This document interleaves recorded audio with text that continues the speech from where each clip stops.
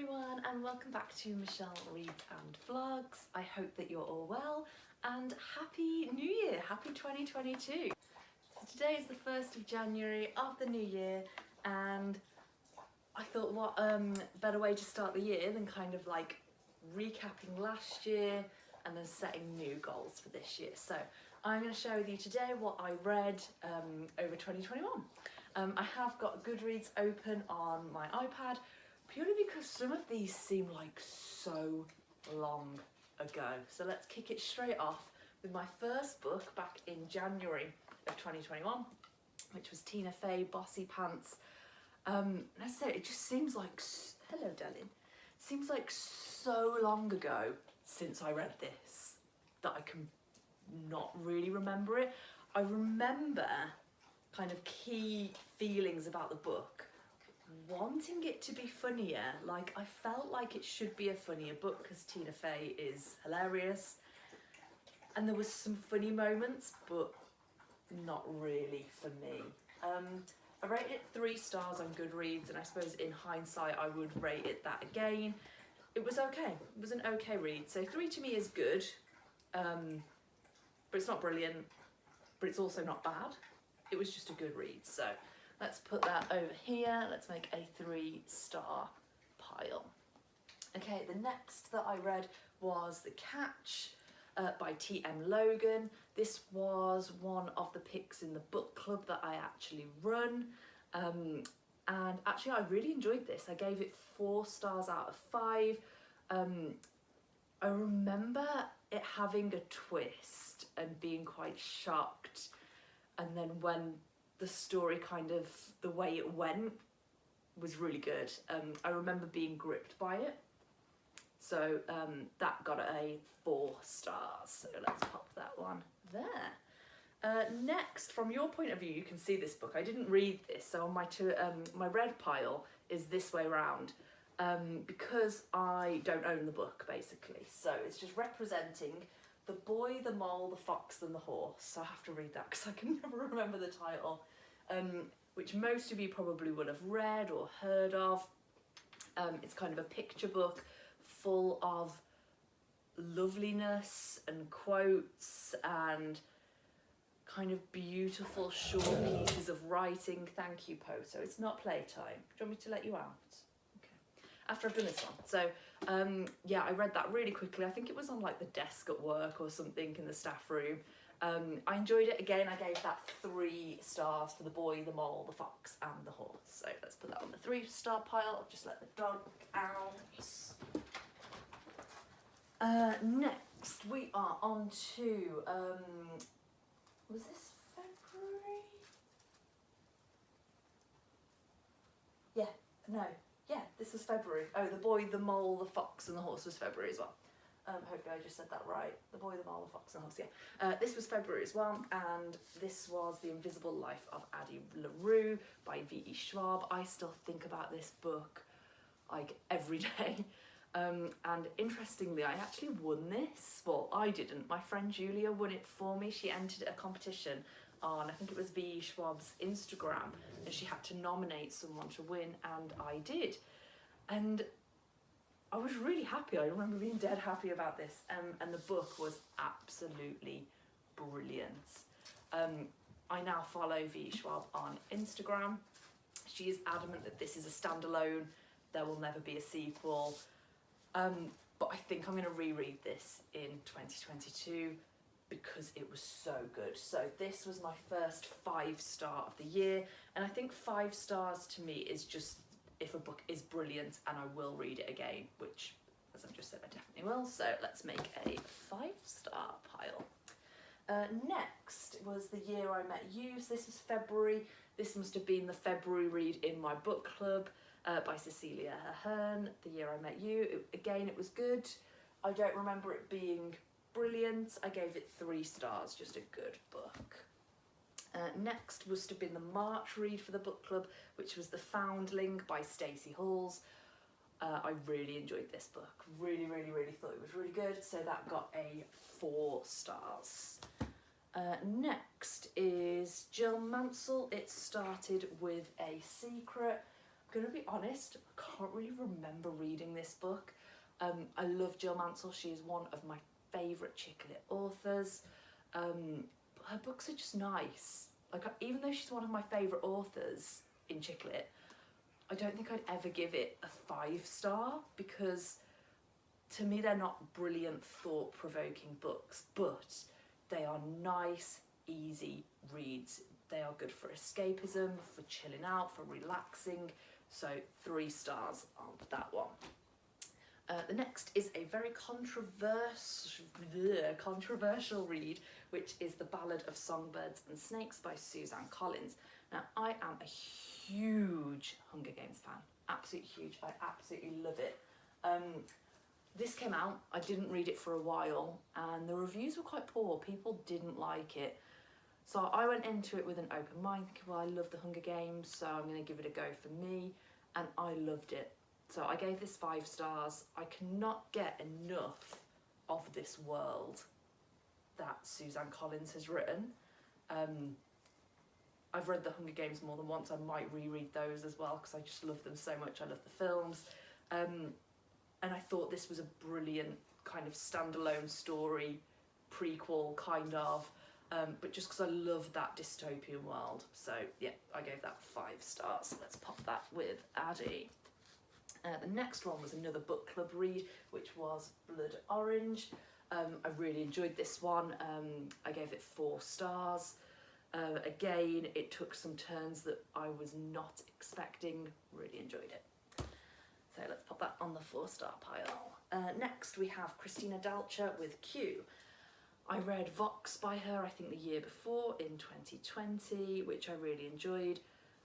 Q, not so much. I didn't think this was as strong as Vox, which is weird because some people feel the opposite way around. They prefer this to Vox.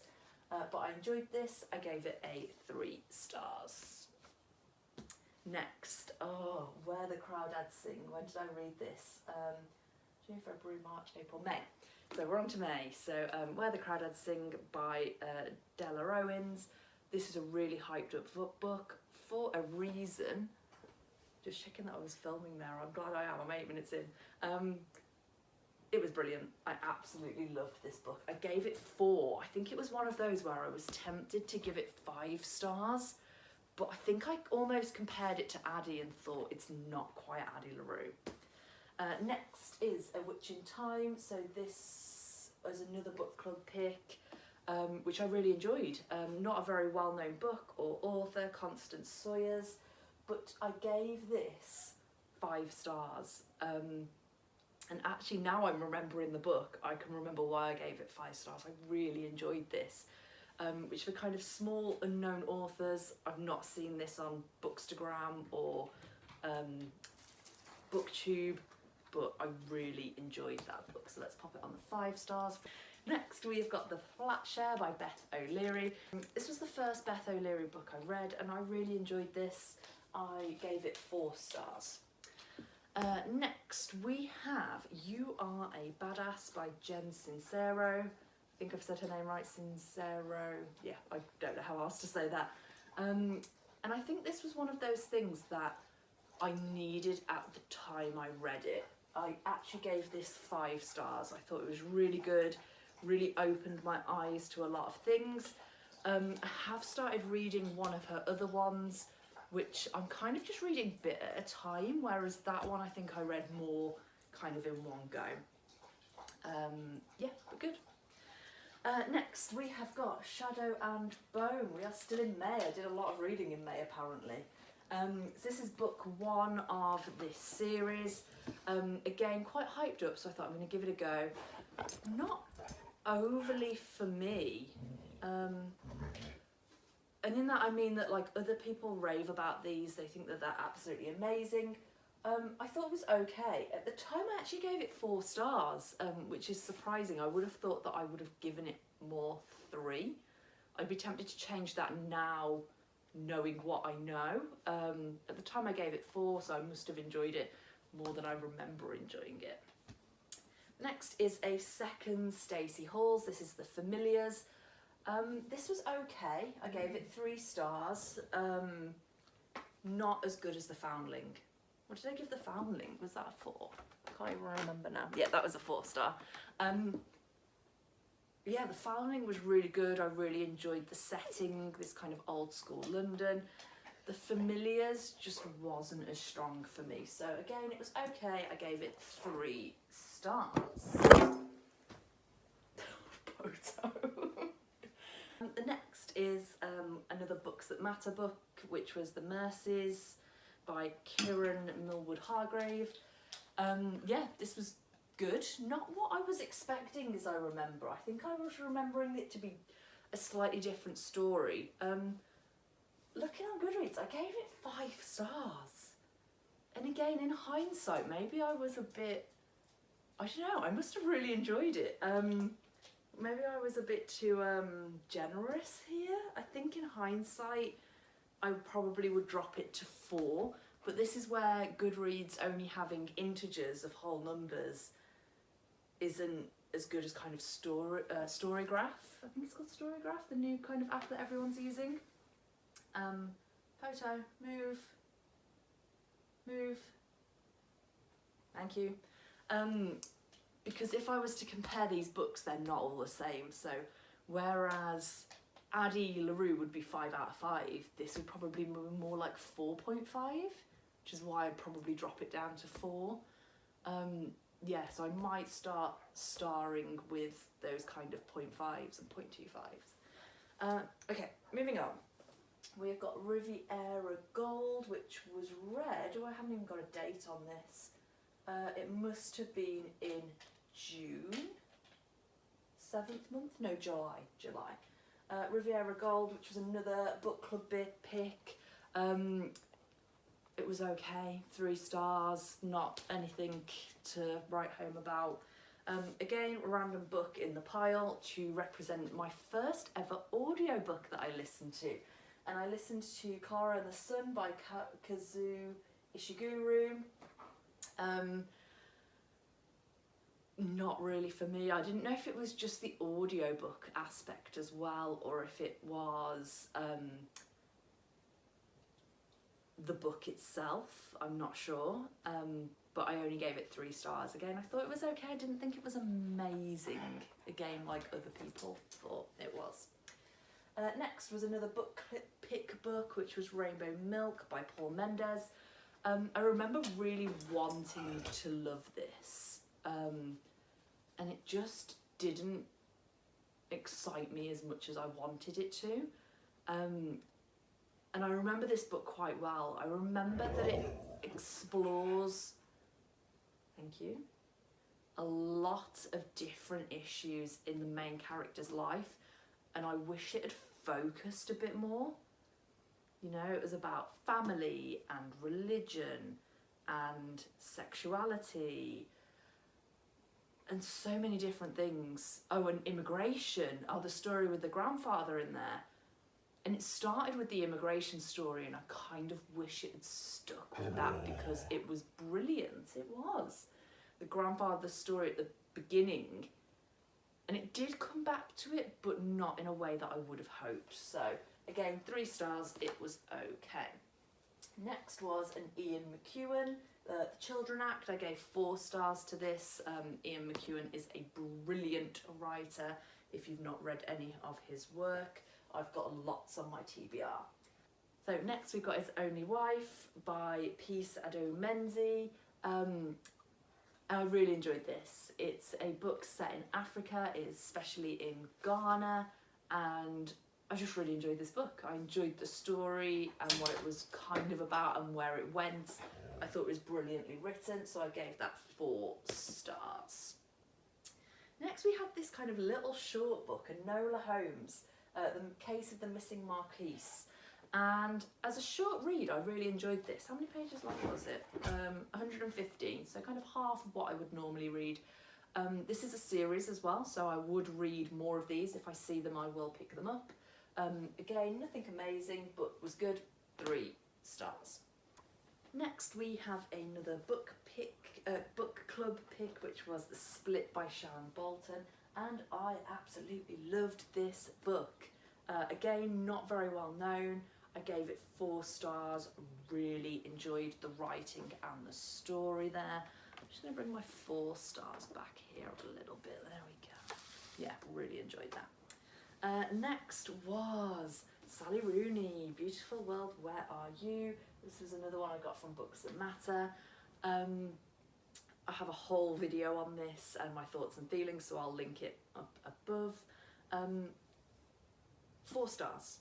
It was good. It was better than I was expecting, because I'm not that keen on Sally Rooney's other work. Okay, moving on. 9 Perfect Strangers by Leanne Moriarty. This was read in September. Again, I really enjoyed this. I bought it more because of the advertising of the kind of film version or series version, whatever it was. I haven't watched it, but I thought I really want to read the book. I'm interested in this. Again, not as I expected at all. Was a bit weird in the story. You'll know what I mean if you've read it. But I gave it 4 stars. I enjoyed it. Next is the second in the Shadow and Bone trilogy by Lee Bardot, Siege and Storm. Again, I just wanted to read this series, and again, I gave this 4 stars, and maybe in hindsight I would give it 3. They're good, but not gripping. I don't know. Next, we've got The Idea of You by Robin Lee, and again, I really enjoyed this. Maybe I enjoyed my reading at this point in the year. I gave it 4 stars. It was a really nice story. I say nice, interesting story. Next we have The Next Harriet Tice, which is The Lies You Told. I didn't think this was as good as the other one we've read, which is here, Blood Orange. I gave 4 stars to. It was okay, 3 stars. I thought it was quite samey in terms of the main character to Blood Orange, and I kind of felt like I wanted something different. Would definitely read more by her though. Next we have another Books That Matter book, which is The Start-Up Wife. I read this in November. It was good. The concept was a little bit weird,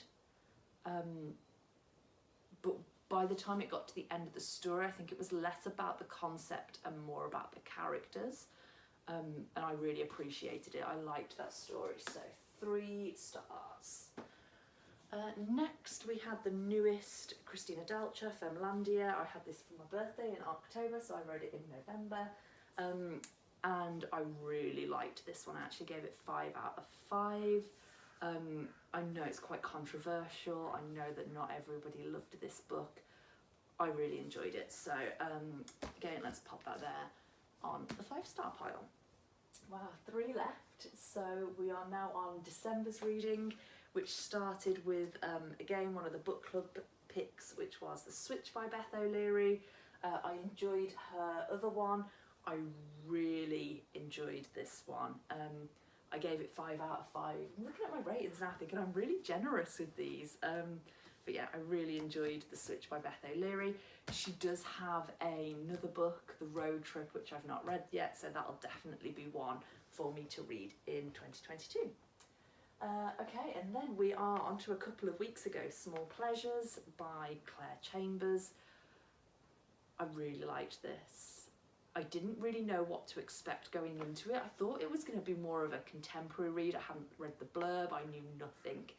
And actually I think it was like 1950s London, yeah, 1950s London. And I really enjoyed that. I really enjoyed reading a book where there was no technology, or obviously less technology than now.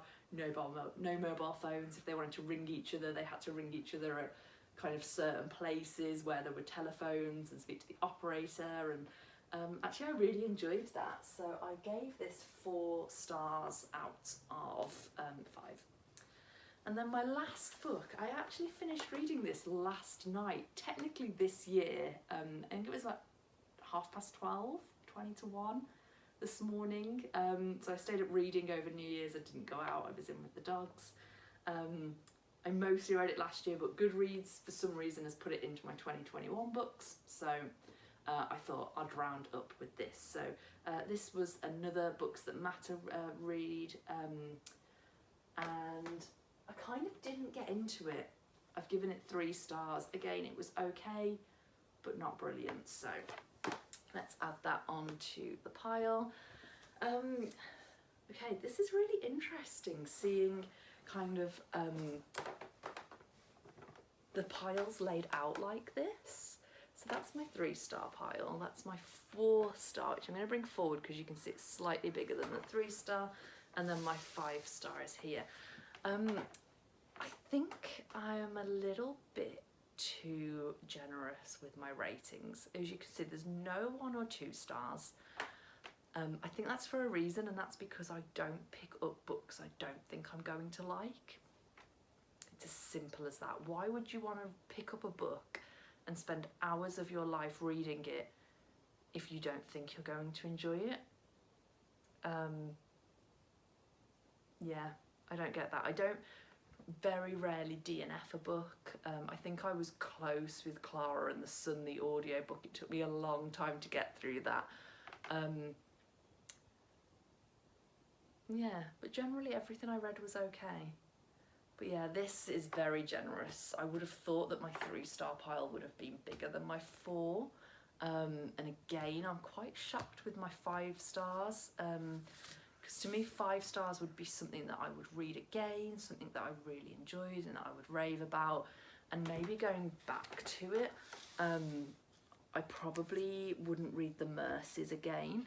And although I would recommend You Are a Badass, I'd read her newer stuff, I probably wouldn't read that again. Would definitely read Addie again, would definitely read Songbirds and Snakes again, would definitely read Femilandia again and The Switch, and probably A Witch in Time. I probably would read that again in the future as well, but yeah, probably not those 2. So if I was changing my opinion in hindsight, I'd probably knock those 2 down to a 4. I'd probably knock a couple of these down to a 3 as well. Probably the Shadow and Bone books, even though I've now got the 3rd one of those treats, so we'll see. Anyway, so if you have watched to this point, thank you very much for joining me. These are the books that I read in 2021. I have set my new goal on Goodreads, which is 35 books. This was 34. It was a good reading year for me, but I thought I will make it just that little bit harder for next year. So a goal of 35. As I've said, I've got some books that I do want to reread and want to read for the first time. So I might do another video on that, maybe. That would be quite nice. Yeah, so we'll see how it goes. Thank you for joining me. I will see you again next time, and I will link my Goodreads down below. Please be friends, add me. If you've not subscribed to my channel already, please do so. Please support me, that would be great. Leave a like if you liked the button. Give me a thumbs up, give me a thumbs down if you didn't, you do you. And I hope that everyone has a really nice start to 2022. It's kind of weird, isn't it? Because it is a new start, even though it shouldn't be. Every day should be a new day. But New Year's always seems like new beginnings. So yeah, I hope you all have a wonderful start to your year, and I will see you next time. Bye. I've just realised that I am bright red still, and I think I've done this in videos before. It's because I've had a shower. It's not even a recent shower. I just stay red for a few hours after having a shower and cleaning my hair. But it's better than me filming being dirty.